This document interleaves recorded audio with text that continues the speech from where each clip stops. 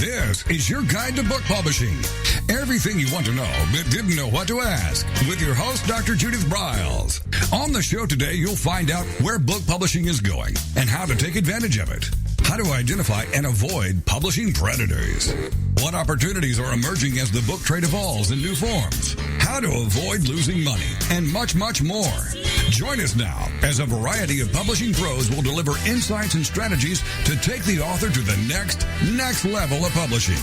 It's your guide to book publishing. Everything you want to know but didn't know what to ask. Brought to you by AuthorU and the Book Shepherd. And now, here's your host, Dr. Judith Briles. Well, here's to a fabulous publishing and writing week to all of you. But I have a question for you. Have you ever seen the careers of individuals like Simon Sink or Brené Brown or Amy Cuddy or Sir Ken Robinson literally soar after they delivered a short talk, 15, 20 minutes, a TED Talk? It's a brilliant 10 or 20-minute presentation, and it's one of the quickest ways to catapult, and I mean stratosphere, your career or your expertise or an agenda to take your message or movement to another level and go viral that you've never even imagined. So what we're going to talk about today is how to create that TED Talk, how to generate ideas about it, and how really you can expand that into a full-fledged regular keynote or workshop or take it from one that you're currently doing. There's a lot of specific items and essentials that go into redesigning that, and we have a phenomenal expert with us today to guide us through that point. Sam Horn is someone who I've known for decades, let's say decades, Sam. And she's a TEDx speaker. She's an intrigue expert. She is the author of a couple of my favorite books, one including Pop and Tung Fu. I always love Tung Fu. She helps people create one-of-a-kind brands, books, presentations, and pitches that really scale the influence for the greater good. Clients have included NASA, National Geographic, Boeing, Intel, Cisco, KMPG, just a few that roll off the nightly commercials you see on TV. Her work's also been included in Forbes and the New York Times, and many of her books have been bestsellers. So with that, I just want to jump in. Sam Horn, welcome to AuthorU, your guide to book publishing. Thanks, Judith. I've really been looking forward to sharing some ideas with your listeners. Yep, and here we go. So really, we're talking about your long view on short talks and how they, which is a great title. How do they really think about maybe even contacting a TED? What involves all that? When do you know when you're ready? And all that variable. So let's kind of jump into it. How did you get involved with TED Talks? You know, one of, you may know Haley Foster. I do. And her husband, Haley and her husband, Steve Kraft, wanted to start TEDx NASA. And they knew that I'd run the Maui Writers Conference for 17 years. And so they asked if I might have any ideas on how to organize this and how to MC it. So I ended up working with them, MC'd that first TEDx NASA. I've given a couple of TEDx talks myself. And most importantly for our listeners, what I've realized is that if we're an author, what do we want? We want our message to reach as many people as possible. And that means we need to diversify because we're not just authors, we're authorpreneurs. And to the degree we are able to speak, whether it's for our local Rotary Club or Chamber of Commerce or South by Southwest or TED, is to the degree we scale our message and our mission and our movement. And TED Talks are one of the best ways to do that.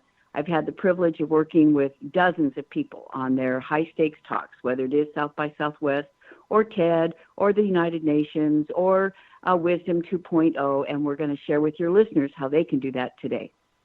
Well, that's exciting because I think, everyone, we should never say everyone. It's almost like my fourth grade teacher, Sam, who I still quote Mrs. Russell, do not use the words always and never. You will eat them every time. So maybe everyone goes into that area, that area too. So where do you start on that? Because, I think a lot of people have certainly heard of TED, but they haven't heard of some of these other variables that are offshoots of some sort that you've already referred to. Judith, I'm so glad you said that, because absolutely we're going to talk about how you, like a number of my clients, can give a TED Talk that goes global, that actually sets you up as a thought leader on your topic. So the media is calling you to interview you about your topic. That you're getting paid speaking opportunities, that it leads to other book contracts. So that's the long view, or the long game. However, I don't care if you live in a small town. I don't care if you've not spoken before. I don't care if you're afraid to get up in front of a group and share your message.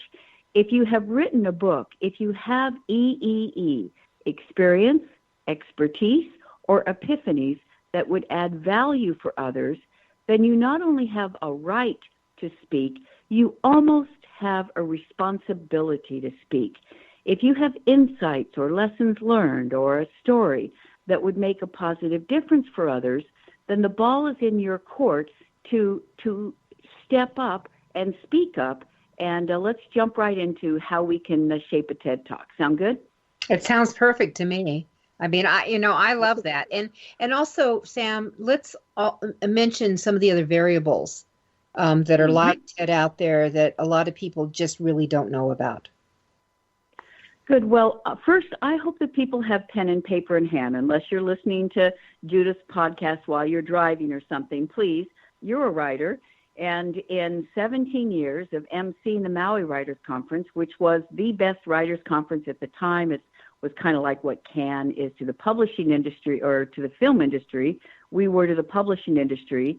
All of our best-selling authors, whether it was Frank McCourt of Angela's Ashes or Mitch Albom of Tuesdays with Morrie, they didn't agree on anything except this: ink it when you think it. So I'm going to share some of my best practices that really can make a difference for you. So hopefully get some pen and paper. I'm going to share some of my techniques that really can get results for you. So right now, just on your piece of paper, please put 9 C's, okay? So it's C, the letter C, and I'm going to give you specific ways that you can shape a talk. And now, once again, it'd be great if you can get a TEDx talk. It doesn't have to be a TEDx talk. It can be for your local Kiwanis Club. It can be for your local, BNI group. And our goal, though, is to crystallize your book, which may be 200 pages or more, into a 10 or 15-minute talk. So that when you are, you wrote a book, can you do a book signing for us? Or can you be part of our book club? Or will you speak for your association? Or will you speak at your industry conference? Your answer is yes, because you have crafted a talk. You've distilled your information or your insights or your stories into something that's ready to go. Okay? Perfect.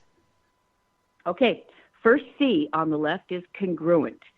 And when I say congruent, is that the goal for this talk is to set up your business for the next 2 or 3 years.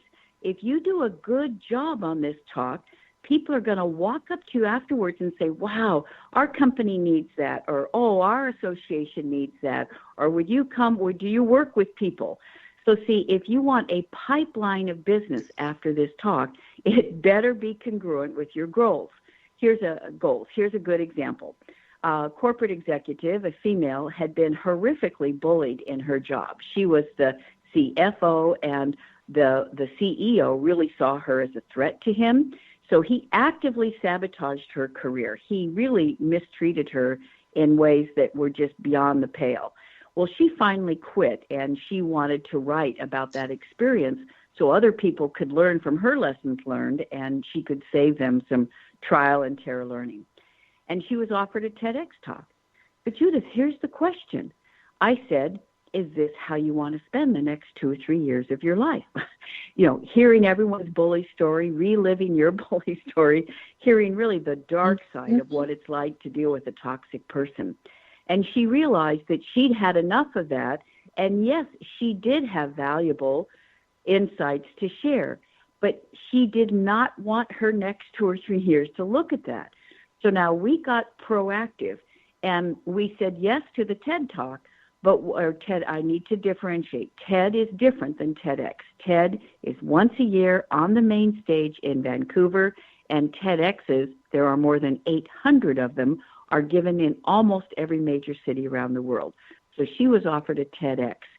I said, though, instead of making it about bullying, which is going to put baby in a corner and position you as the bully expert, which is not congruent with your life goals, what would you like to speak on? What would put the light on in your eyes? What expertise do you have that's more proactive? And we positioned her as an expert for women speaking up and being more assertive at work and asking for what they want instead of hoping that people will give it to them or being passive when people mistreat them. So see, that positioned her for what she did want instead of what she didn't want. And I hope every single person listening to this asks, what is a topic that would be congruent with what I want to do for the next 3 or 5 years? Okay, ready for the next? Go ahead. Yeah, I've got to add to that because we have 1 minute to our break, but that it's critical to really understand where you want to go with these things, with anything you're doing, period. And it's like, Sam, where people come to me and say, well, for years, I've spoke on the platform for over 35 years. I want to be a speaker just like you. What should I speak about? Really? Really? Where is your passion? Where is your vision? Where's your heart? Where's your commitment? All those things have got to come into play. And that all ties in with this critical component that you're really kicking this off with, one of your 9 C's, being congruent. And I can't make you congruent, and come up with your idea or yours. We can twist it, but you got to know where your heart and soul is, period. So with that, let's take a quick break. We'll come right back. Sam Horn is with us today. We're talking about how to be a rock star in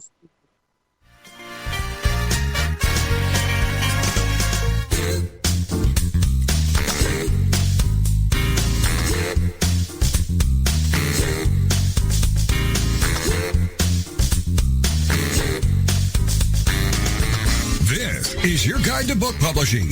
Everything you want to know but didn't know what to ask. With your host, Dr. Judith Briles. And we'll be right back with more great information right after these.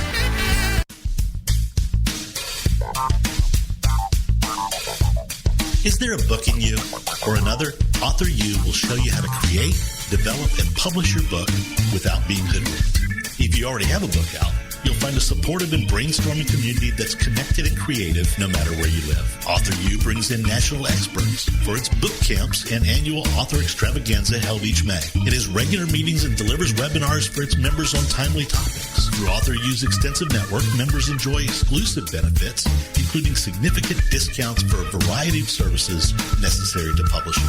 The Resource, its online book publishing news magazine, is content-heavy and it's free. If you want to create a book that has pizzazz, punch, and panache, AuthorU is for you. If you're a hobbyist or a casual author, it's not. Join AuthorU today through its website at AuthorU.org. Follow AuthorU on Twitter at AuthorU and on Facebook at AuthorU, where timely author and publishing tips and articles are posted daily. AuthorU, where the author goes to become seriously successful.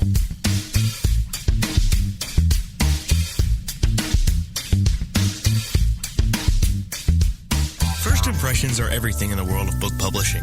Whether your book is an ebook, a print version, or both, your book cover needs to pop, sizzle, and sparkle to immediately capture the attention of your audience. And your book's interior needs to be just as dynamic and reflect the professionalism your readers demand.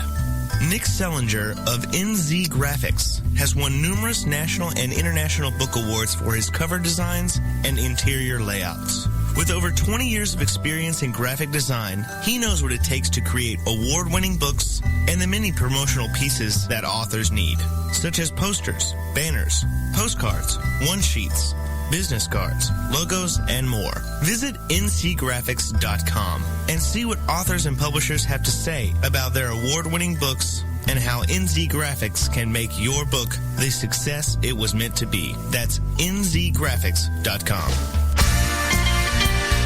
Welcome back to your guide to book publishing. Everything you want to know but didn't know what to ask. If you want to write and publish a book, if you want to be successful as an author, your guide to book publishing, everything you want to know but didn't know what to ask, is for you. Stay tuned and you'll hear about statistics, scenarios, and strategies on what to do now to get you published. So let's get back to the show. And here again is your host, Dr. Judith Briles. Alrighty, we're with Sam Horn, and we're talking about how to really create what goes into a TED Talk. Or really, frankly, Sam, I really believe it's what goes into every talk as you go through your list here, where number one, you start with being congruent, and then we're going to jump into what your next C is on the list. You're right, Judith. In fact, this also makes for a good book. So if you're in the process of writing a book, use my 9 C's as a checklist, because it really is, it's like a shortcut to your success of a book that's just going to work on every level and a talk. So we just talked about C, congruent, and making sure that this talk that we're composing is congruent with our body of work, what we're bringing to the table, and our next 2 or 3 years, because if we do a good job, we are going to be asked to speak on it. It is going to set up a pipeline of business on that topic. So our next C is context. I think it's really important to give context to our content. Now, many of us have been taught to start with why, and I agree. That's a good way to start. Guess what? I think there's even a better way to start, because if we start our talk with why I speak about this is I want to make a difference. Well, that can be generic, and we don't want to be generic. We want to be genius. So I believe start with where. Now, here's an example of what I mean. Client Marilyn King is a 2-time Olympian, and yet she wasn't getting much traction for her talk, and she wasn't getting a yes to her submissions to TEDx's. And so the thing is like, think about Olympian thinking. You're familiar with Maslow's hierarchy of needs. Mm-hmm. Maslow said that if you're down there in survival needs, if you can't pay your bills, or if you're going through a divorce, or if you work for a boss you hate, you can't think about Olympian thinking. That's self-actualization. That is so far up the pyramid, it's just not on your radar. So I said, Marilyn, start with where. Where did you start your career? Put me in the scene of where this all began. Mm-hmm. Well, she said, Sam, I grew up swimming, and we didn't have much money, so I swam for the Y. And we always swam against the country club teams, and I was so tall and lanky, the kids always teased me. I hated it. Then one day I won all my races, and they turned around and tried to recruit me. She said, it left such a sour taste in my life, in my mouth. I went home, I told my mom I quit. She said, you can quit as long as you pick up another sport. Well, she said, I tried track. And at my first meet, I'm getting ready for an event. The announcer comes on and says, we're holding the East Coast Championship for the pentathlon. We only have 2 contestants. We need 3 to make it official. Would anyone here like to volunteer? She looked at her coach. She didn't even know what the events were in the pentathlon. She said, the worst I can do is be 3rd on the East Coast. So she tried it. She loved it. Now, there were no coaches for pentathlon back then. She found an abandoned track by her house. She started training at night. She realizes she's never going to get better training at night. She gets a dog. She trains the dog to race with her. Judith, you cannot make this stuff up. She has pictures. I said, Marilyn, that's the best where story I've ever heard. And Judith, do you know what she said? That's only the 4th time I've ever told that story. My first speech coach counted my ums and told me that stories were fluff and had no business in business presentations. And now I'm going to cut to the chase. That is a where backstory. Mm-hmm. And folks, If you start your talk by putting people where it all began, where you became a person on a mission, where you have this aha, that is when they start to care, is when they know where. Yeah, I'm a big believer in where, and I think you and I shared the same experience when we watched the big Oprah speech that she did when she accepted the Lifetime at the Golden Globes, and she took us to where we were there with her on the kitchen floor. In fact, I was envisioning it probably black squares on that floor, and as she was watching the first. Poitier. Yes, Sidney Poitier winning the first Oscar for a black person, a black man, I guess it was, because Haiti won it for supporting for Gone with the Wind, if you remember, a zillion years ago. But that was Oprah's Where. That was her where, and that's how she started it. And everyone, when you do the where, because I do wheres a lot in my talking too. When you do the wheres, you take them there with you, and they're joined at the hip, and it makes a huge difference in the takeaways. Mm-hmm. You're 100% right. You remember, she used one word, linoleum. Linoleum. And Judith, is that this is one of the secret sauce of a great talk. Do not start with preliminaries. Do not start with perfunctory remarks. I'm so glad to be here. Thank you to the meeting planner. That makes us a bore, snore, or chore. Instead, jump into your where story. People's eyebrows will go up. It's original. It's organic. It's intriguing. And now you have people at hello. If you start with where, people will start to care. Yeah, exactly. All right. I'm ready for number 3, C. Okay, next one is clear. And Gary Marshall, the director of Pretty Woman, was one of our favorite speakers at Maui Writers Conference. He said something so profound, I remember it as if it were yesterday. He said that Hollywood directors can predict when their movies will make money. And it depends on this. Do people walk out of the theater repeating something they heard word for word? Because, see, if they walk out saying, make my day, or I'll be back, or show me the money, when people say, seen any good movies lately, they're talking about your movie, and they're being an ambassador for it. They're actually selling your movie for you because they can repeat something that was said with enthusiasm. So, see, my call to everyone on our call today is, what is your repeatable, retreatable rally cry? What are you going to say that every single person in the audience and on the online audience can repeat it after hearing it once? You want one of my favorite stories of this, Judith? Mm-hmm. Well, I'm hoping that people know who Neil Gaiman is, Gaiman. He's a great sci-fi fantasy writer. Well, Neil Gaiman was giving a short talk.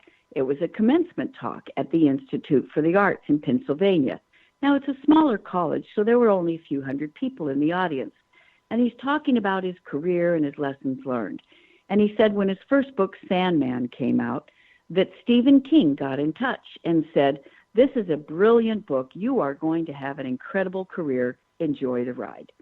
Now, Neil Gaiman was smart. He did one of the keys to a great small talk is he went, contrarian. He went counterintuitive.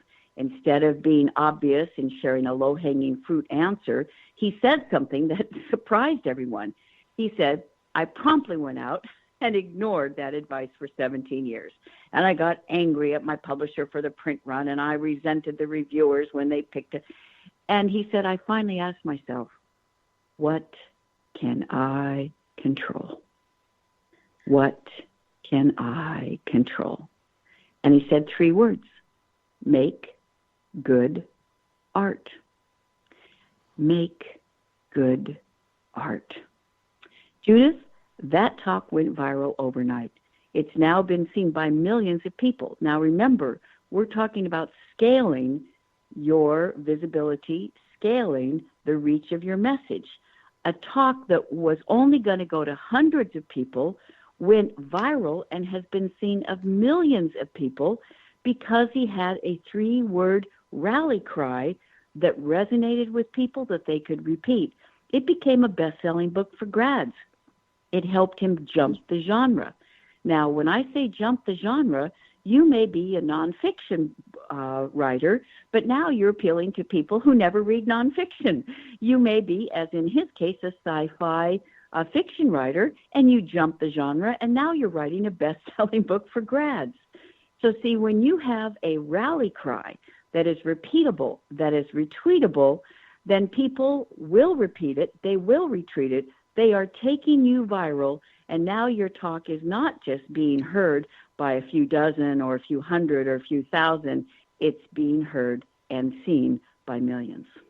Which is huge. And of course, that's a fantasy, Sam, as you know, of many, to get those million followers. But I think what we're really talking about is we're talking about the steps to make those things happen.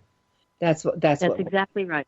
Yeah, they're babies. And by the way, Judith, what you're saying is so important. I mean, believe me, you and I have both had the privilege of speaking around the world, of helping people create presentations and books that have been published or heard or seen around the world. And I'm telling you, if you don't do these things, nothing will happen. Because, see, if people walk out of our talk and they can't repeat anything they heard, we're out of sight, out of mind. I mean, that means it didn't impact them in any enduring way, and that means it won't impact us in any enduring way. So believe me, these are distilled best practices after working with thousands of people over the years of what works and what doesn't. Exactly. All right. So we have 1 minute to go, and I'm just going to do an add-in to our next break. But you just don't understand. A lot of people don't get the impact that they will have just with a couple of those very clear words. Besides, outside of being the repeatable, retweetable, sometimes those words were just meant for one person. And I'll never forget the time, Sam, that I had left an event in Vancouver, Washington, and one of the attendees had folded up a little note and tucked it underneath my computer, and I read it later, and it started off, "Today was going to be the last day of my life," and I just thought I had nothing better to do, so I'd come hear you. You were speaking at our hospital. She had planned on committing suicide, and whatever I said to connect with her decided that she's coming back, and she's not. You just don't know what with those that being congruent, the context and clarity can make a difference. We're going to be right back. Sam Horn is with us today. It's AuthorU, your guide to book publishing.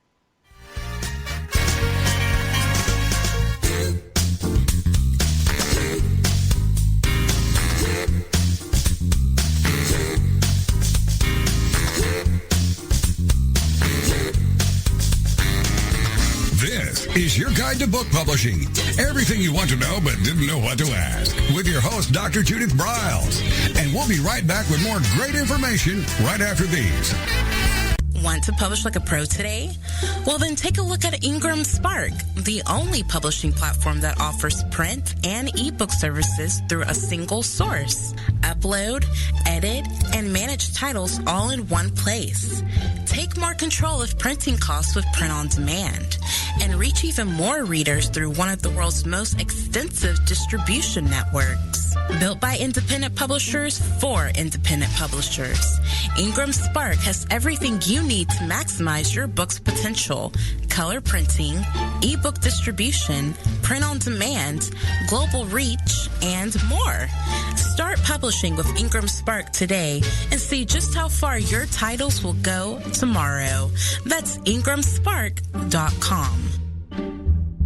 Many of us have dreamed of writing a book. Some of us even have. Then the hard work starts. You'll need an editor. Who will design the cover or typeset the pages? Who will format the ebook? If you're a business owner, consultant, or coach with a serious message and expertise to share, the team of experts at 1106 Design can guide you through the maze. They've helped more than 1,000 authors create top-quality books and avoid the not-so-reputable self-publishing companies. Learn more at 1106design.com. Then call Michelle at 602-866-3226. 1106 Design.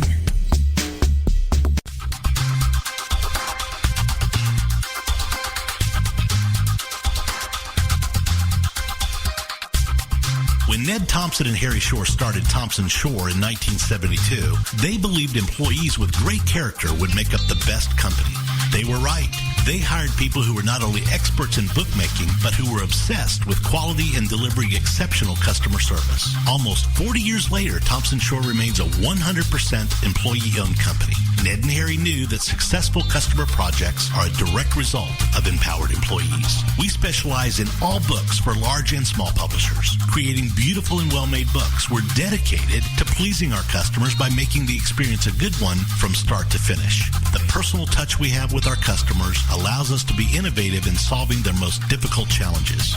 Our platform also ensures that we can remain flexible to meet our customers' unique needs and expectations. Our marketing kit can create buzz for your title, enhancing the promotion of your book during infancy. When you need to test the market to gauge your future sales, we can provide digitally printed books that will transition seamlessly into a larger offset run. From ebook to hard copy to delivery, our skillful customer service teams are at the ready to answer your most pressing question. At Thompson Shore, we know that making the highest quality books requires more than just best technologies. It requires superior customer service, professionalism to the trade, and commitment to environmental and social values. With these standards of excellence in place, you can be sure that we will always help you put your best book forward.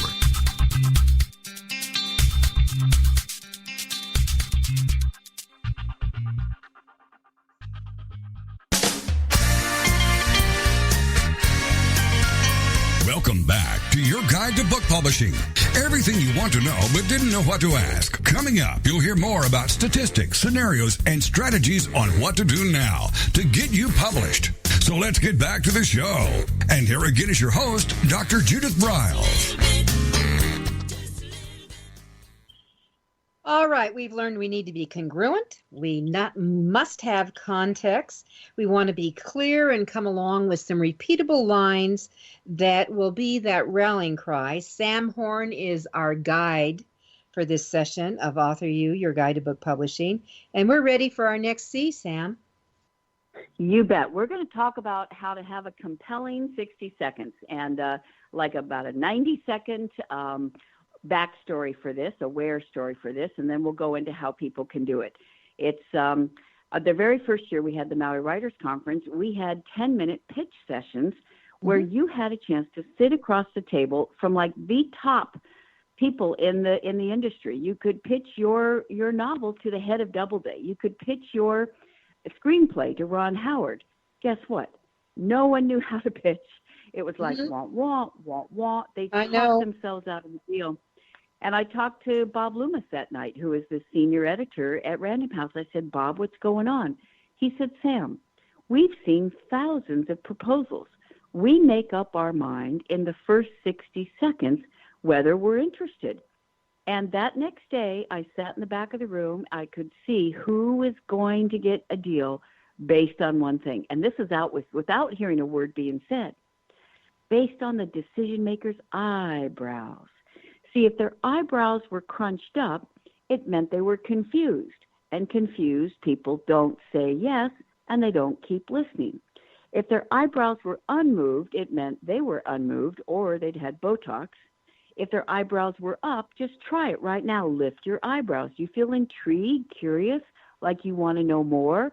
Our goal is to get our listeners' eyebrows up in the first 60 seconds with a compelling opening. Now, here's how you do it. Another quick story, and then the steps to how to have a compelling 60-second intro that gets digital devices down and eyebrows up. It's you may know I'm the pitch coach for Springboard Enterprises. We've helped women entrepreneurs get $8.8 billion in funding. This is Robin Chase of Zipcar, Gail Goodman of Constant Contact. One of my clients said, Sam, I'm speaking in front of the Paley Center. She said, everyone in the room has the money to fund my business. I said, that's great news. She said, well, I've got bad news. I said, bad news?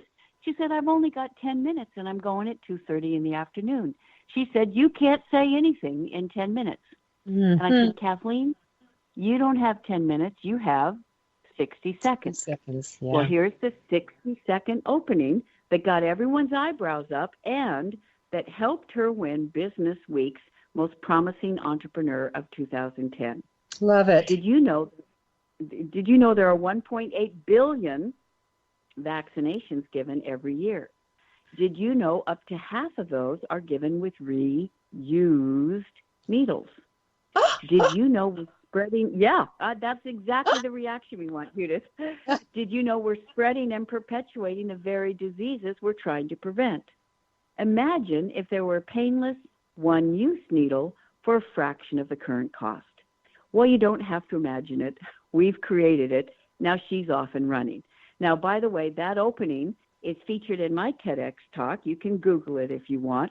And here's how you can do it. Do not start your talk with an explanation. If you try and explain your idea or the problem, that's INFObesity. She used to try and explain her business, which is PharmaJet, as it's a medical delivery device for subcutaneous inoculations. A what? We're already out of there. Instead, start with 3 did you know questions that go to the need that you're filling or the problem you're solving or the issue you're addressing. Then use the word imagine. Imagine this and this and this, and paint the best case scenario of what it is you're proposing, of what it is you're suggesting, of what it is you've discovered. And then bridge. You don't have to imagine it. In our 10 minutes today or in our 12 minutes today, you're going to learn exactly how, or you're going to find out. And you see how in 60 seconds you have turned a monologue into a dialogue. You have gotten people's eyebrows up. So even if they were distracted or busy or skeptical, they're intrigued. And you already have a promise that in this talk it's going to be worth listening because they're going to hear something that they already have decided. Who wouldn't want that? Exactly. Sign me up. Sign me up. All right. That's a great story. Excellent. It's a great example. And I would encourage everyone to Google Sam Horn's TEDx talk and watch a pro at work. All right, Sam, what's our next C? The next one is a conflict. And the head of Barrett Kohler said he has one criteria, well, his top criteria for publishing a book. And guess what it is? Conflict. It has to have conflict in it. Yeah, that's right. It's what's the shift. Because, see, I know you work with both fiction and nonfiction people, Judith, and the thing is that it's not enough to tell our story. There has to be a shift. It's not enough to share our ideas. There have to be ahas. Now, I'm going to say that one more time. It's not enough to tell our story. There has to be a shift. What is different? What did people stop or start or do differently as a result of this? And it's not enough to share our ideas. A short talk, a TEDx talk, a South by Southwest talk is not do this, do this, do this. That's predictable. They can find that online. No, what is the aha? What is the unexpected, the conflict where we ran into adversity that we were able to triumph over?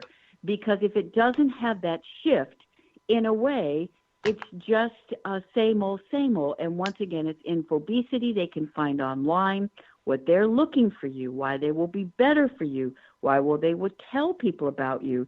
Is I walked into that talk believing this. I walked out of that talk understanding this. I walked into this talk convinced that this was the case. I heard something new. I heard something eye-opening, and now I am better for it. That's the conflict. That's the shift. I love that. So we all need to be shift makers. And do we have time for a quick story of that? Sure.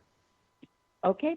I was working with Paige Chenault. Paige Chenault is head of the Birthday Project.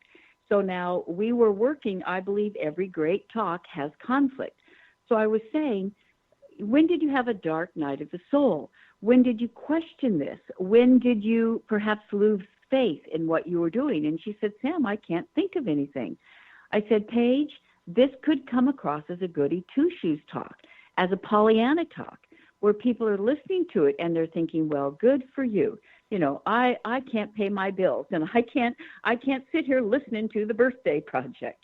So do you see how if we don't have conflict in our talk, if we're not addressing the naysayers or the skeptics or the cynics or the people who are down there in survival nodes or who don't agree with us or believe us, they are not buying in.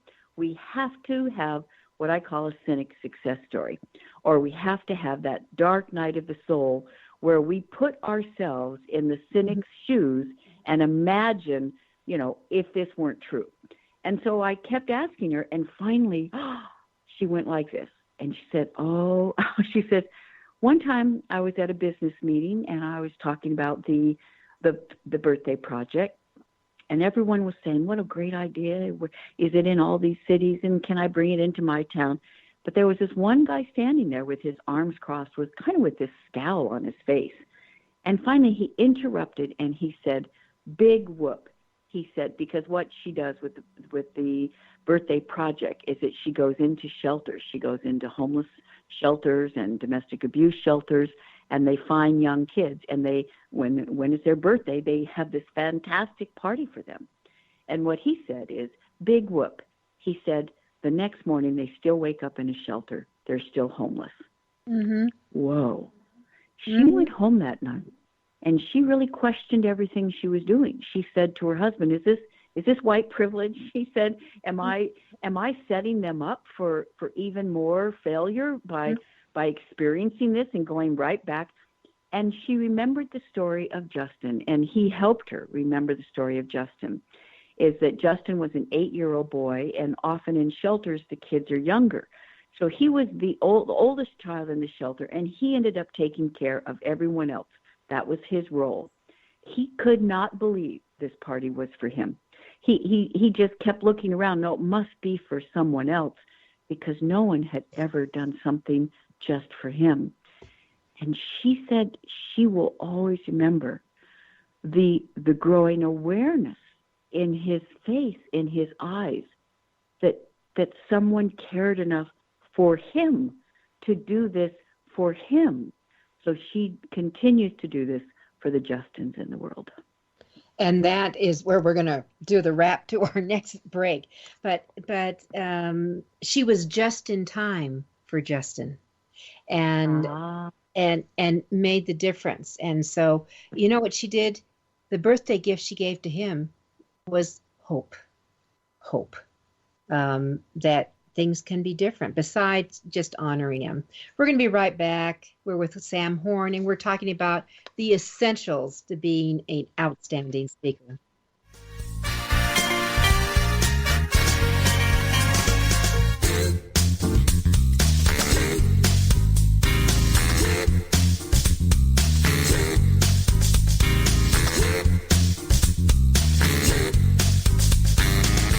This is your guide to book publishing. Everything you want to know but didn't know what to ask. With your host, Dr. Judith Briles. And we'll be right back with more great information right after these.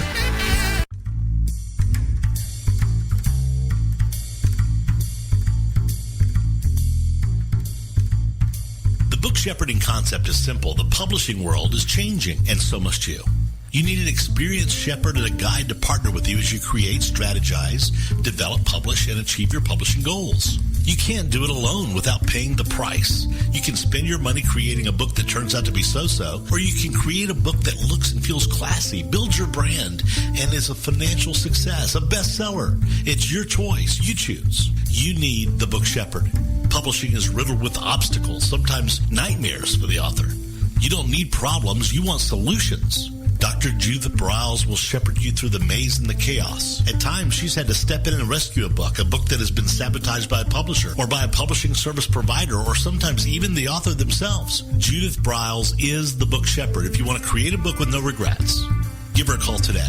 303-885-2207. That's 303-885-2207. Or email her at judith@briles.com. By the way, Briles is spelled B-R-I-L-E-S. Follow Judith on Twitter at My Book Shepherd and on Facebook at The Book Shepherd.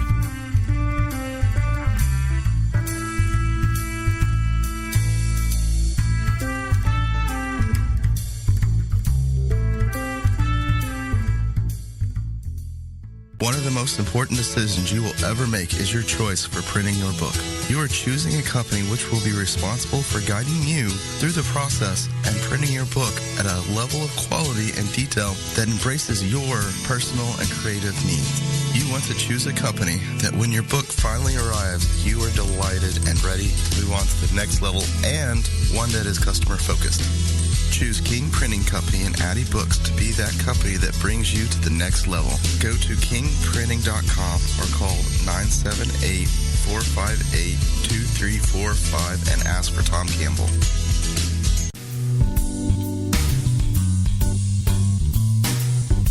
At Total Printing Systems, customer service is our priority. We are located in Southern Illinois. Our employees have an average of 18 years experience and know that customer relationships are important to our continued success. We have been a short-run book printer for nearly 40 years and always stay at the forefront of technology. Our niche is from 1 to 5,000 copies. Today, we offer digital, black and white, and 4-color high-speed inkjet printing, a cost-effective way to introduce color into your short-run titles. We, of course, offer traditional offset printing as well. Bindery is done in-house, from adhesive case binding to PUR perfect binding to mechanical binding of all types, including side sewing. We provide warehousing, kitting, distribution, inventory management, a new print-on-demand facility, streaming browser-based ebooks, and bookstore. Call us at 1-800-465-5200 for a quote on your next book project. You can also visit our website at www.tps1.com.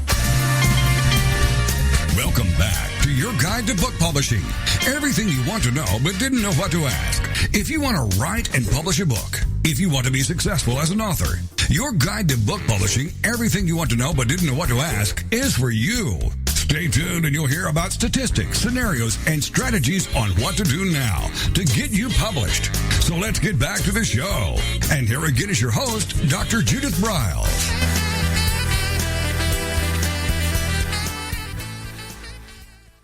All right, with us is Sam Horn, and we have gone through halfway through the list of the C's of congruent, context, clear, compelling, conflict. We're ready to jump on being current. Sam? You bet. It's boy, and I'll always be grateful to my interns for bringing this to my attention. They were helping proof one of the books I was sending off to my publisher, and one of them looked up and said, "Who's Eleanor Roosevelt?" Oh my gosh. It hurt. It hurt. Well, here's the thing, is that as they said, in that book, I had quoted Ralph Waldo Emerson, Henry David Thoreau, George Bernard Shaw, and they wanted to know who these triple name dead white guys were. Mm-hmm. And recency equals relevancy. One of the quickest ways to make ourselves irrelevant is to quote people that have been dead for years. Now, by all means, I believe go ahead and quote Socrates or Aristotle, but then we better bring in Beyonce or we better bring in Chris Rock, because it's if people feel we're out of date, they feel that we are irrelevant. So number one, watch the quotes that we use and balance them so they are diverse and they are current and classic.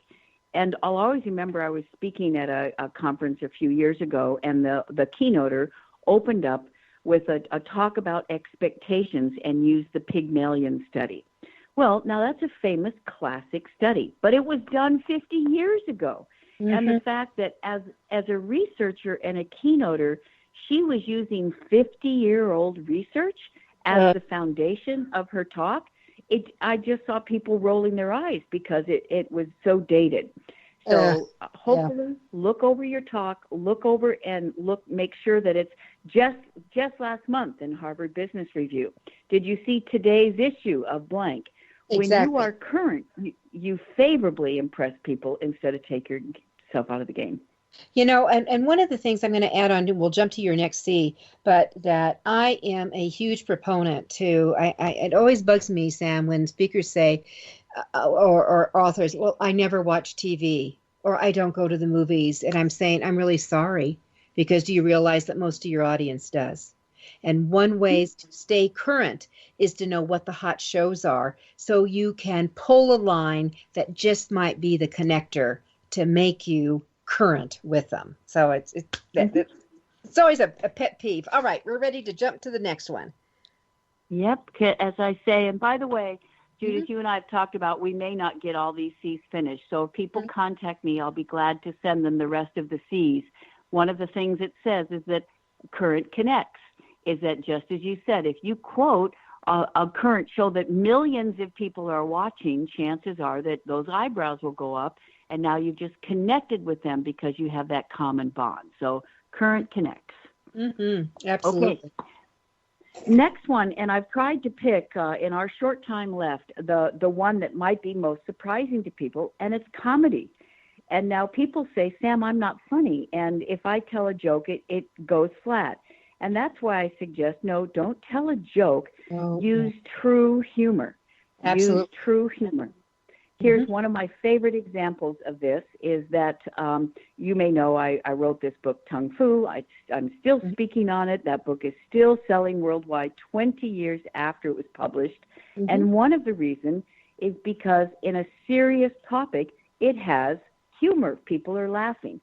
For example, I'm in the San Francisco airport. I'm on one of those lazy sidewalks, and I can't believe it. There are people in front of me who are pointing at this very tall man who's coming the opposite direction. I'm sure he's at least 7 feet tall.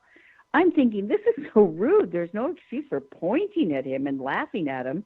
But when he got closer, I could see why they were laughing.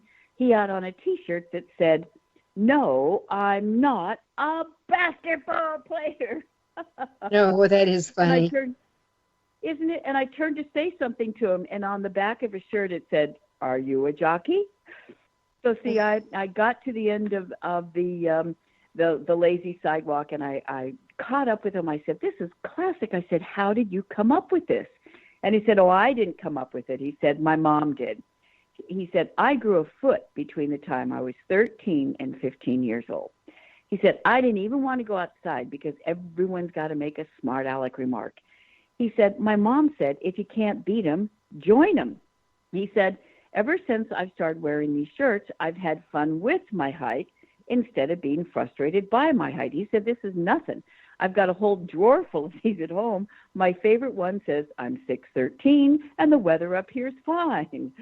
Now, see, that goes into a talk, because if I'm talking about Tung Fu and I'm talking about bullies, or I'm talking about difficult people or complaining or arguing, that can be a downer.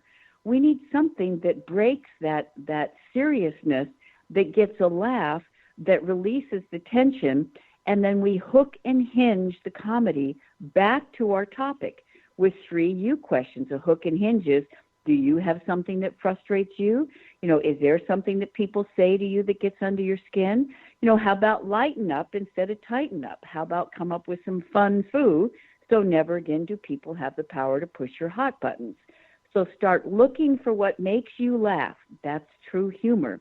Then start thinking about how it's relevant to your topic, how you can hook and hinge it to your audience so that in your talk, instead of being deadly dull or serious, that people are actually laughing, listening, and learning. That's so critical. Sam, one of the things that I always try to start my talks with some humor to set the stage. And usually I may be the butt of the humor. And one of my most popular talks, where people ask me to do it again and again, the stories, is how my underwear fell off at a gig. And that, which I couldn't tell anyone for years. I mean, I was so humiliated. I was, if anyone called me from Seattle to do a presentation, I always said, "Oh, I'd love to do it, but I'm booked. My fear was I was on TV, I was in the news, everybody knew, oh my God. And, and it's really a hoot of a story, but it was a while. But, and there's things that we can all do. We all have humor in our lives, which goes back to our own stories. Not other people's stories, and don't tell jokes. You hit on that right away. I think that's always a mistake, especially for women. And here's for people in their books and their talks, here's a 90-second story that once again shows that if you keep your antenna up, because if you think you're not funny, you think, well, I'm out of this one. Nope. A friend of mine was writing her book, Denise Brousseau was writing, Are You Ready to Be a Thought Leader, for Wiley. Well, she did her final proof, and she said, Sam, it's a great book, but it's just full of information. There's not a laugh in the book. I said, Denise, think of a time in the last few weeks where you've laughed. And she said, I can't think of anything of what to do with a thought leader. I said, it doesn't have to originally do with a thought leader. Well, she had been at Babies R Us a few weeks before, and she's in line checking out, and the couple in front of her are buying a crib. It's a pregnant woman and her husband, and they're buying a crib, and they're looking at all the instructions, and they get up to the cashier, and they said, this looks pretty complicated. Do you think we're going to be able to figure it out? And she looked at him, and she said, well, do you have an advanced degree? And he said, oh, yes, I have an MBA, and my wife has a PhD. And the cashier says, you're going to need to hire someone then. Oh, now that is funny. That is funny. It's funny. Now, hook and hinge is that you don't have to have an advanced degree to be a thought leader. You know, do you see how anything that gets a laugh, if it is properly hook and hinge into your topic with you questions that make it relevant, it is the way to balance your how-to teaching information with things that are real life, true stories that keep people turning those pages. All right. And so with that said, we are like 90 seconds away from closing out. So how do we get a hold of you to get the other 2 C's? It's easy. Just contact me at sam@samhorn.com. So it's SAM as in Mary at SAMHORN.com. And just ask for the 9 C's, and we'll go ahead and send. In fact, I did a Fast Company article on how to do a short talk that takes your message, your mission, your movement, your book, your EEE, experience, expertise, and epiphanies viral. So get in touch with us at sam@samhorn.com or go to our website and request it. We'll send it to you. That's perfect. And, you know, for all of you, that Sam, what she's gone through is really the detail. I mean, all these components that will make up, whether it's a 10-minute talk, a 45-minute talk, a 90-minute workshop, all of these weave through. And when Sam was talking about comedy and the need to use that, I always think of it as a roller coaster. Any talk is like a roller coaster. You're going to have them up and you're going to bring them down, maybe thought, poignant, you know, oh my God talk, and then you've got to bring them out of it. And that's what that comedy competitive, it brings you into the competitive forefront of all speakers. And with that, Sam, thank you so much for being with us on AuthorU-Your Guide to Book Publishing.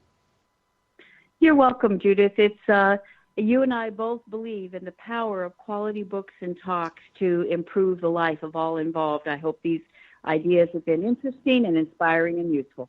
Thank you so much. All right, with next week, have good writing, great publishing.